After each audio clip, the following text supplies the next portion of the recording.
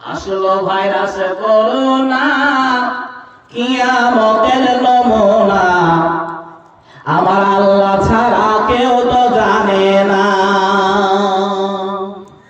কেউ জানে?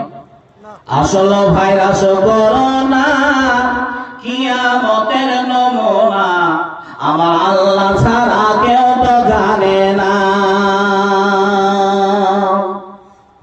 মুসলমান ভয় পেও না করোনাকে,